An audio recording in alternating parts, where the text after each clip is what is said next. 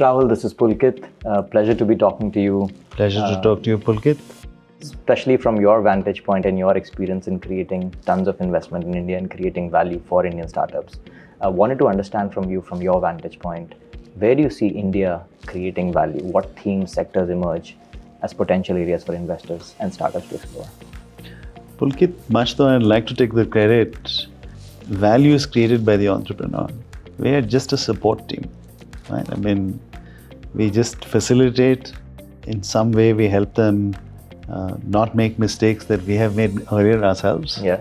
And in some ways, we sort of make sure that they equip themselves to succeed as against to play. There's often, because of very high cost of capital and historically high cost of failure in India, people are very tentative when they try out something new. And often, even though an idea may be good and sort of the thought process may be good and robust, often because of the tentativeness, they don't complete all of the things which are required to actually convert a customer into a paying customer.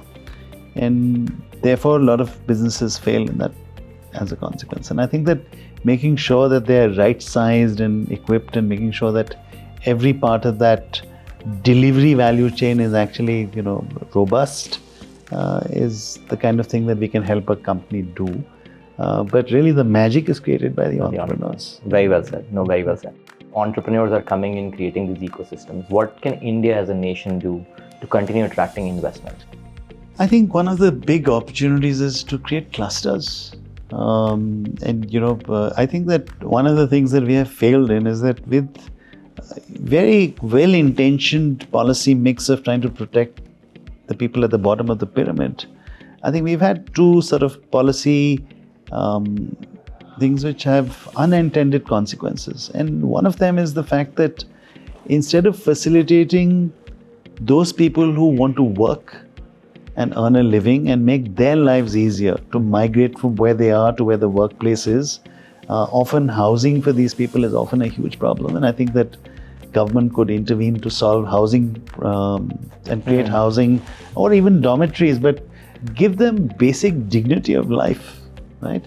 And allow them to maintain their families where the work opportunities are, with basic amenities like primary schooling, etc., those kinds of things.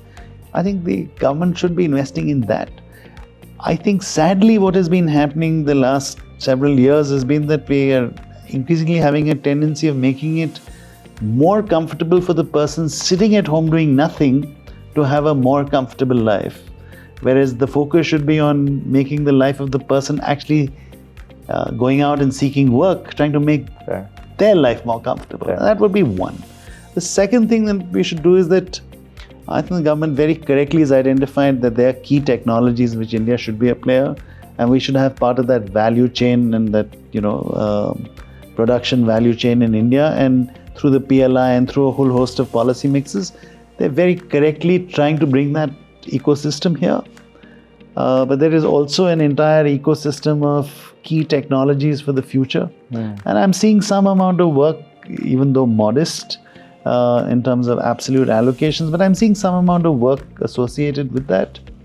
But I think we need to learn from the example of Asian tigers like South Korea, Taiwan, etc. When they decided that they wanted the semiconductor industry in, one of the things they did was they brought in every person of that nationality around the world who was working in that, created global advisory boards and asked them to help. Right? And engage with that. Our diaspora is very powerful.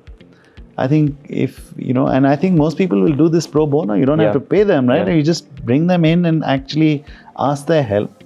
The other thing is that in a lot of critical technologies, the way industries take off is that you bring the top 3 players in the world into an Indian ecosystem. Create a cluster and make sure that every critical technology, the top 3 players in the world have an increasing part of their value chain actually sort of done in India. And on the lower end of the side, when you're protecting the most impoverished and the sort of lowest end of the social strata, I think creating jobs which are labor intensive. We have raised the cost of those industries so much that we can't compete in those industries. And I think that That's all right. Then you create clusters, create sort of infrastructure for them so that those industries can thrive, whether it's basic garment manufacturing or it's shoe manufacturing or any of these labor-intensive industries.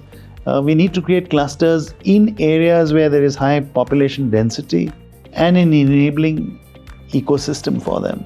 Right? And I think those are things which governments can do. Yeah.